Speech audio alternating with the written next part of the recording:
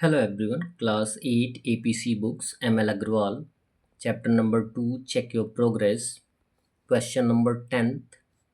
If 9 by 4 whole to the power minus 4 into 2 by 3 whole to the power 3 equal P by Q whole to the power 11 है तो then find the value of P by Q whole to the power minus 2. तो आपको P by q का whole to the power -2 का value find out करना है। यहाँ पे P बाई क्यू क्या है? बेस है। तो बेस फाइंड आउट हमें करना है। बेस फाइंड आउट करने के लिए हमें क्या करना पड़ेगा? जितने भी बेस हैं उनको इक्वल बनाना पड़ेगा। यहाँ पे दिया गया 9 बाई 4। 9 को फैक्टराइज करेंगे तो 3 इंटू 3 आएगा एंड 4 को फैक्टराइज करेंगे तो 2 इंटू 2 आएगा, यानी 3 2 टाइम्स 2 2 टाइम्स, यानी इसको हम 3 बाई 3 पावर 2 और 2 पावर 2 के रूप में लिख सकते हैं या 3 by 2 whole to the power 2 के रूप में लिख सकते हैं। क्लियर है? यहाँ पे ऑलरेडी दिया गया है 2 by 3 whole to the power 3 equal P by q power 11। जबकि पावर 2 होगा किसी भी टर्म का तो ये ऑलरेडी आपको बताया जाता है कि पावर से and whole to the power से हम क्या कर देते हैं? मल्टीप्लाई कर देते हैं। जैसा कि टर्म में आपको बताया जाता है कि यदि A square whole to the power 3 दिया गया होता है तो इसका वैल्यू होता है ए पावर 2 इंटू 3। क्लियर है? तो यहाँ पे पावर 2 आ गया और ये -4 है तो मल्टीप्लाई कर दिया जाएगा इनटू जितने भी टर्म्स हैं सेम आएंगे, इनमें कोई डिफरेंस नहीं है। 2 से -4 में मल्टीप्लाई कर देंगे तो आंसर क्या आ जाएगा? -8 आएगा। क्लियर है?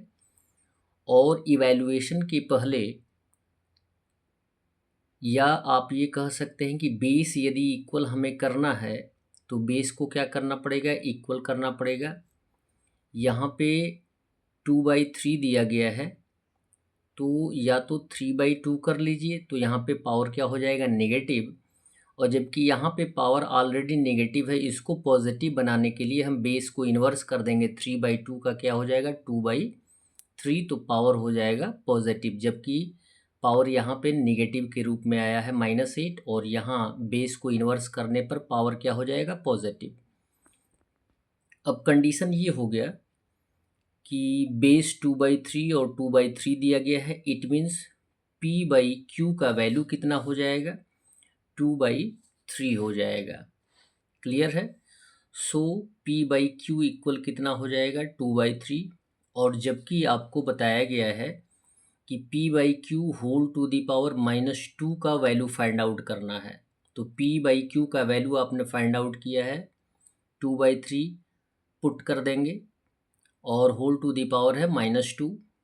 और इसको इवैल्यूएट करने के लिए, वैल्यू फाइंड आउट करने के लिए पावर जो कि नेगेटिव है उसको पॉजिटिव बनाएंगे तो बेस को इन्वर्स कर देंगे तो यह आ जाएगा 3 बाई 2। क्लियर है? और जबकि 2 टाइम्स मल्टीप्लाई करना है तो 3 का 2 टाइम्स हो जाएगा, 3 3 जा 9 और 2 को 2 टाइम्स मल्टीप्लाई कर देंगे तो 2 2 जा 4। ये हो जाएगा value P by q whole to the power -2 का। 11 दिया गया है mass of the earth is 5.97 into 10 power 24 kg, यानी पृथ्वी का जो भार है वो दिया गया है साइंटिफिक नोटेशन में। And mass of the moon, और चंद्रमा का जो मास है वो दिया गया है 7.35 इंटू 10 पावर 22 kg। पूछा ये जा रहा है कि what is the difference of their mass, यानी इन पृथ्वी और चंद्रमा के बीच मास का डिफरेंस क्या होगा, अंतर क्या होगा। ये टर्म आपको ऑलरेडी बताया गया है कि यदि साइंटिफिक नोटेशन के द्वारा यदि आपको मास डिफरेंस फाइंड आउट करना है, ऐड करना है, मल्टीप्लाई करना है या डिवाइड करना है तो कोशिश ये करते हैं कि पावर को इक्वल बनाएं। यहाँ पे पावर 24 है, यहाँ पे पावर 22 है। 24 को हम स्मॉलर कंडीशन में ला सकते हैं, जो कि हमारे लिए आसान होगा। स्मॉलर को ग्रेटर में लाना थोड़ा सा हमारे लिए कठिन होता है। तो क्या करेंगे, मास ऑफ द अर्थ की पावर को 22 के पावर के रूप में एक्सप्रेस करेंगे। उसके बाद डिफरेंस फाइंड आउट करेंगे। सॉल्यूशन में लिखेंगे the mass of the earth equal 5.97 into 10 power 24। Clear है। अब जबकि हमें 24 को 22 की पावर के रूप में एक्सप्रेस करना है, तो डेसिमल को हटाएंगे। तो डेसिमल फ्रैक्शन को हटाने के लिए, फ्रैक्शन में लाने के लिए आपको बताया गया कि डेसिमल को हम क्या मान लेते हैं 1, और डेसिमल के बाद जितना डिजिट होता है उतना 0, यानी 2 टाइम्स 0 आएगा। तो ये आ जाएगा 10 का पावर 2, ऑलरेडी बताया जा चुका है, इनटू ऑलरेडी है 10 पावर 24 इक्वल 597। जब डेनोमिनेटर को एज ए न्यूमरेटर लाया जाएगा या लाते हैं, तो जो पॉजिटिव पावर होता है वो नेगेटिव हो जाता है। 10 पावर 2 है, तो ये एज ए मल्टीप्लिकेशन के फॉर्म में जब आएगा तो पावर क्या हो जाएगा, नेगेटिव।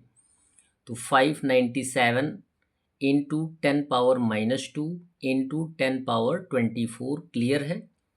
और मल्टीप्लिकेशन की कंडीशन में यदि बेस इक्वल हो जाता है तो हम क्या करते हैं, पावर को ऐड कर देते हैं।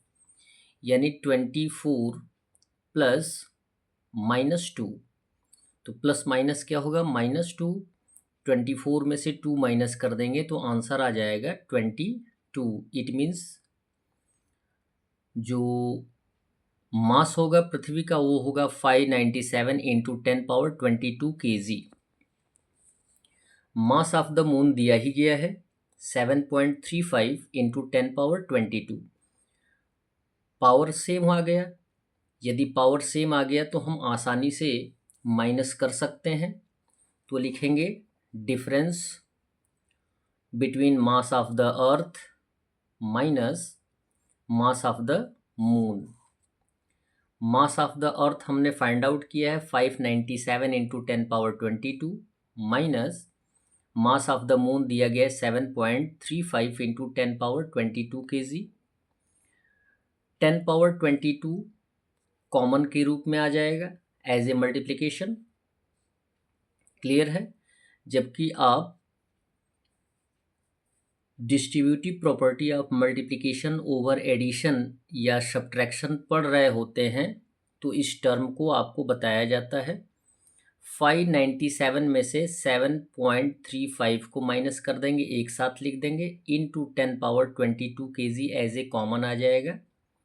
597 माइनस 7.35 जो आएगा वो होगा 589.65, यानी 589.65 इंटू 10 पावर 22 kg आएगा।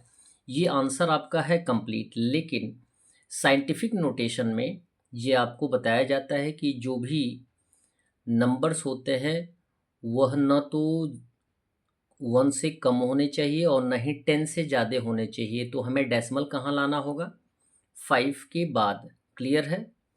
तो डेसिमल जब हम लाएंगे इस साइड तो ये आ जाएगा 0.100, यानी 100 आ जाएगा।